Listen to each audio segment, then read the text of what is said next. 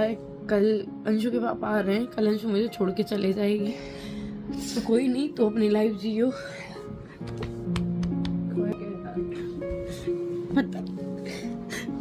मैं अभी तक इसकी वजह से रुकी थी, क्योंकि हम दोनों एक दूसरे के बिना नहीं रह सकते थे, बिल्कुल ना मैं इसके बिना रह सकती। कुछ भी नहीं दिया, मैं रिकॉर्डिंग सुना दूंगी आप लोगों को। शादी का नहीं है मेरा। हाँ, चढ़ायो बगुल दे दूं तू। हाँ, काय को? क्यों, वो मेरा नहीं है? तेरो काय को? त्यो काय वो हमें बताइयो ना। क्यों, वो मेरा नहीं है? तेरो काय को है वो मेरी शादी का, वो मेरा नहीं है। नहीं है तेरो। अच्छा ठीक है, तो मेरे सुविधा आगे होंगे जो मैंने खुद से खरीदे, वो भी नहीं है? हाँ, खुद से खरीदे वरना ले जा तू। हाँ, और जो राजवीर जी ने दिलवाया तो वो भी नहीं होगा मेरा? बिल्कुल नहीं, ये दोनों मेरे हैं। हाँ, ये दोनों मेरे हैं। तुम वहाँ से लेके आई है। लेके कोई नहीं आता जी, मेरे हैं। हाँ, और रही बात देखो तुम्हारी प्रॉपर्टी की, वो भी तुम रख लो। मैं सिर्फ जो मैंने पैसा दिया है, घर में भी जो मैंने पैसा दिया मथुरा वाले में, वो भी मेरे को चाहिए। प्लॉट मेरे नाम के बिके, वो मेरे को चाहिए। तुम्हारा ये घर है ना, इसमें से कोई हिस्सा नहीं चाहिए, कहीं में से नहीं चाहिए, बस मेरा जो मैंने दिया है। राजवीर जी को जो अकाउंट का था, मैं वो भी नहीं ले रही। जो 25 लाख अकाउंट में से पापा जी को दिए थे, मैं वो भी नहीं ले रही। तो मैंने अपने अकाउंट से दिए, चेक काट के साइन करके, वो मेरे को चाहिए। ठीक है? हाँ सपना, हाँ, एक स्कूटी का तो मिल गया। हाँ, और मुझे बारीक बारीक देख ले, बॉबी को, रॉकी या किसी को भेज दे, ये बैग में से देख लियो, है इसी में, है ना? क्या चीज? तेरा क्या, एक तो ड्राइविंग लाइसेंस मांग रही है। हाँ, तो जा, मैं देख लियो, बैग भेज रहा हूँ ऊपर, भेज दे रॉकी को या बिटिया को, भेज दे किसी को भी। हाँ, और उसकी ना जो मथुरा वाला घर है, हाँ, उसकी आप ऐसा करना, या तो हाँ, उसको आप ले लेना, मेरे को पैसे दे देना तू जितने, ले ले, है ना, या फिर मैं ले लूंगी, जितने उसके वो मैं पैसे दे दूंगी आपको। हाँ बेटी, हाँ हाँ वहां हाँ, जाके एक बार मेरे साथ चलना आप, अभी नहीं तो उस टाइम हाँ, बाद वहां जाके पूरी बात करेंगे। ठीक है ना? ठीक है, वो घर का ऐसे करेंगे, जो आपका लगा है मैं आपको दे दूंगी, फिर वो ऐसे कर लेंगे। नहीं, घर तो मैं ही लूंगा, मैं तुझे पैसे दे दूंगा। अच्छा, घर आप लोगे? हाँ ठीक है, मेरे को पैसे दे देना। ठीक है ना बेटा? ठीक है। हाँ, क्योंकि मुझे जाना ही है यहाँ से, अब तू भी नहीं रहेगी, वो भी नहीं रहेगी, तो फिर मैं क्या कर रहा हूँ। सो फ्रेंड्स, फाइनली जिस बात का डर था वही हो गया, और कहीं ना कहीं ये इंट्यूशन पिछले 2 दिन से आ रही थी, और जो चेंजेस नज़र आ रहे थे ना, वो चेंजेस देख के समझ में आ रहा था कि मकसद सिर्फ अंशु और सपना को अलग करना ही है।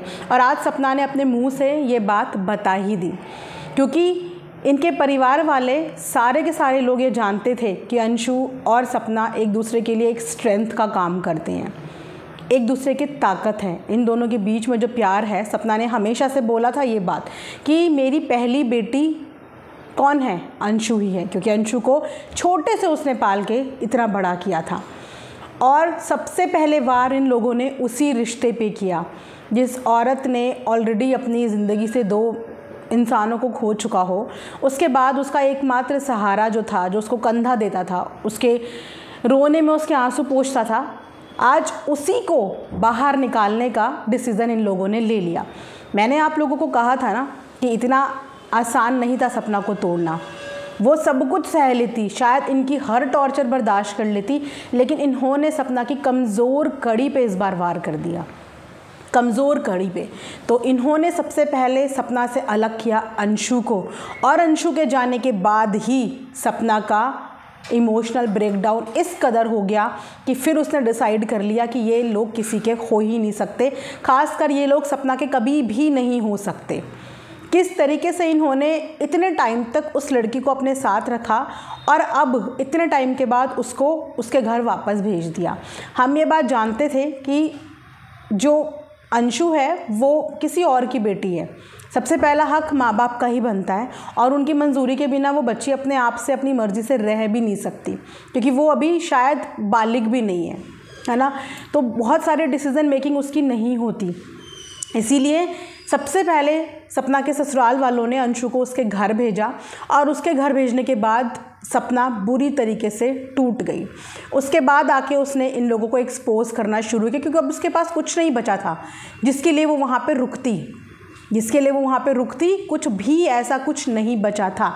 फिर उसके बाद उसके पेरेंट्स वहाँ पे आए, सामान आप लोगों ने वीडियो में देखा कि जो सामान ज़रूरत का था, सिर्फ वो सामान वो वहाँ से लेके गई है, जो उसके कोलैबोरेशन का सामान था। सोचिए कि एक लड़की ने अपनी ज़िंदगी के इतने अनमोल वक्त वहाँ पे गुजारे, किसी के घर से शादी करके एक लड़की को लेके आए, और जाते वक्त उसको खाली भेज दिया। मेरे को बड़ी हैरानी हुई वो कॉल रिकॉर्डिंग सुन के, जहाँ पे इतने प्यार से कोई मिठास से बात कर सकता है। अच्छा बेटा ठीक है, अच्छा बेटी ठीक है, किस मुंह से बेटा बेटी बोल रहे थे वो, किस मुंह से? क्योंकि शायद उनको भी पता था कि कहीं ना कहीं उनकी आवाज़ रिकॉर्ड हो सकती है। आप समझ रहे हो कितने चालाक लोग हैं ये, कितने चालाक लोग, कितने शातिर लोग, कितने प्यार मोहब्बत से ये लोग बात कर रहे हैं और कितने प्यार मोहब्बत से इन्होंने उसको बेसहारा छोड़ दिया। ये वही लोग थे जिनके पेपर में नाम छप रहे थे। एक बेटे जाने के बाद देखो दुनिया के कितने अच्छे सास ससुर जिन्होंने अपने दूसरे बेटे की शादी भी कर दी है। एक लड़की को वापस से इन्होंने सुहाग दिला दिया। कितनी बड़ी बड़ी बातें इन लोगों के लिए हो रही थी, लेकिन आज इन लोगों की औकात सामने आ गई कि ये है इन लोगों की असली औकात। मैं जनरली कभी भी ना बड़े लोगों के लिए हार्श वर्ड्स बोलती नहीं हूँ, लेकिन ऐसे लोगों के लिए आज चुप भी नहीं रह पा रही हूँ कि इन्हें इतनी शर्म नहीं आई। 2 छोटी छोटी बच्चियाँ, इन्हीं के बच्चों की तो बेटियाँ थी, इन्हीं के बच्चों का आखिरी वंश था, इनका उन्हीं का अंश था। इन्होंने एक बार भी उसकी फ़िक्र नहीं करी कि वो बच्चे कहाँ जाके रहेंगे, किस हाल में रहेंगे। और जो संपत्ति ये बचाने की कोशिश कर रहे हैं, जो गहने जेवर प्रॉपर्टी ज़मीनें ये बचाने और हड़पने की कोशिश कर रहे हैं, किसके लिए, किसके लिए कर रहे हैं? कौन है इनके घर में खाने वाला? अंशु को इन्होंने अलग भेज दिया, बच्चे इनके इस दुनिया से पहले चले गए, बहू और नाती पोतों को इन्होंने अलग भेज दिया। अब ये दोनों बैठ के क्या वो प्रॉपर्टी, क्या वो ईंट बजरी पत्थर उस मकान के ये खाएंगे? कितने आराम से, एक शिखन तक इन लोगों के चेहरे पे आवाज़ पे घबराहट तक नहीं थी कि इन्होंने अपना पूरा का पूरा फैमिली ख़त्म कर दिया है, फैमिली ख़त्म कर दिया है। एक लड़की का अपने पति की संपत्ति पे पूरा पूरा हक बनता है, पूरा पूरा हक बनता है। लेकिन मैंने बोला था ना कि सपना वहाँ पे पैसों के लिए थी ही नहीं, उसको सिर्फ प्यार चाहिए था और वो सिर्फ और सिर्फ अंशु की वजह से वहाँ पे थी। ये बात भी सच है। और इन्होंने सबसे पहले अंशु को ही अलग कर दिया सपना से। आज इन्होंने समाज को अपना एक इतना गंदा और घिनौना रूप दिखाया है कि आज के बाद लोग शायद टीचर शिक्षक पे भी विश्वास ना करें कि इस तरीके के शिक्षक भी समाज में घूमते हैं जो अपने घर की बहू बेटियों को इस तरीके से पैसों के लालच में इस्तेमाल करके फिर छोड़ देते हैं। किस हक से ये मथुरा वाला घर अपना बनाना चाह रहे हैं और क्या करेंगे ये ऐसे घर का जिस घर में रहने वाले इंसान ही ना रहे। इन लोगों की बहुत फर्दर की कुछ प्लानिंग्स है जो शायद सपना को इन्होंने बताई नहीं होगी, पर डेफिनेटली इनका प्लान यही है कि ये वाला घर भी बेच देंगे, ना रहेगा घर, ना सपना को देना पड़ेगा कोई हिस्सा। देखा जाए तो मुझे लगता है कि ये सब कुछ बेच बाच के ना गांव में चले जाएंगे ताकि बोलेंगे कि किस बात का हिस्सा दे, अब तो कुछ है ही नहीं। तो सोचिए कि इन्होंने इस समय पे कितना बड़ा धोखा दे दिया है सपना को, कितना बड़ा धोखा, जहाँ पे उसने अपनी ज़िंदगी की जमा पूंजी, अपने पति की पूंजी इनको दी ताकि हम अपने सपनों का एक घर बनाएंगे इस इलाके से थोड़ा दूर, ताकि हम वहाँ पे अपने बच्चों को अच्छा भविष्य दे पाएंगे। और इन लोगों ने लास्ट में बच्चों का भविष्य भी छीन लिया।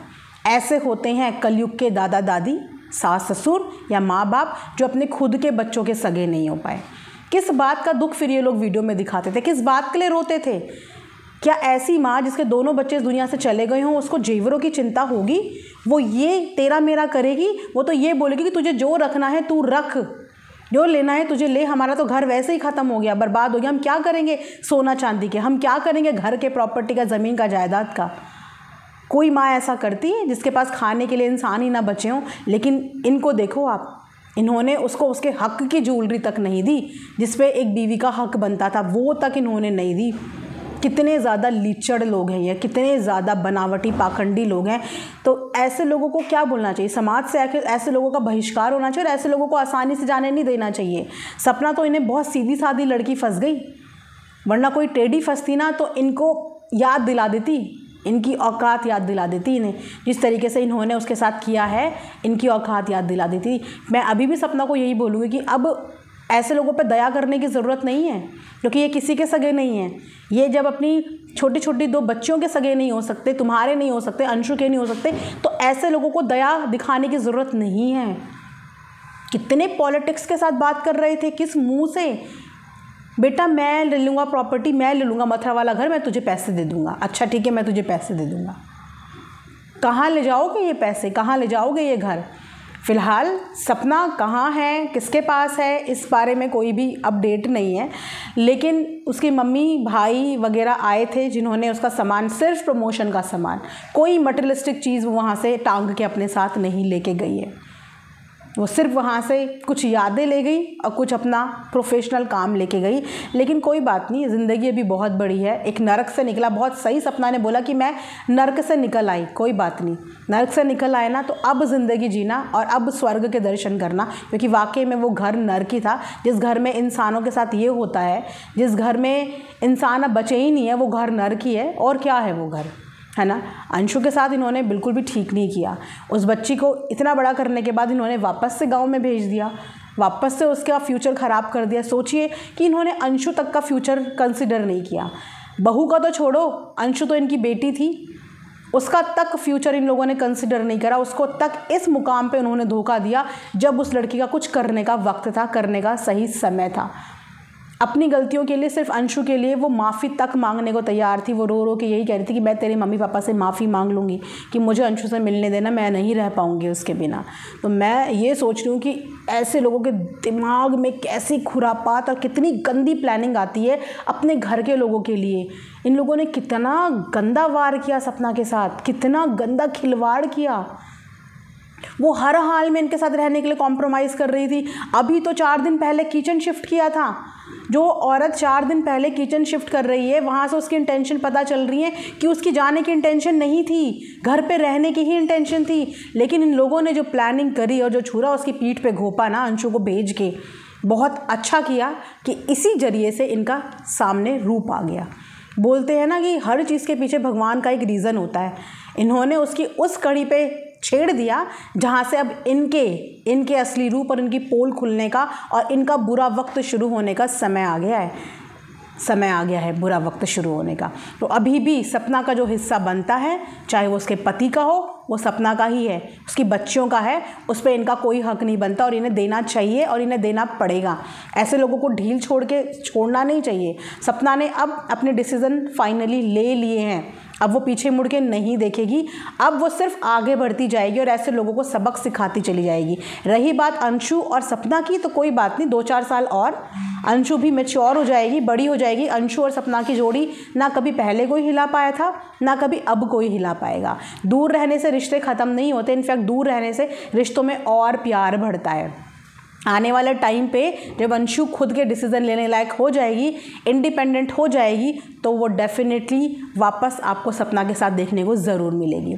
और अंशु के पेरेंट्स को मैं यही बोलूँगी कि इन लोगों की असलियत अभी भी अगर आप लोगों को समझ में नहीं आ रही है, तो आपके पास भी एक बेटी है। इनके पास तो बेटी नहीं थी, इसीलिए शायद इन्हें बेटी का दर्द तकलीफ़ समझ में नहीं आई, लेकिन आपके पास बेटी है तो आप दर्द तकलीफ़ समझ सकते होंगे।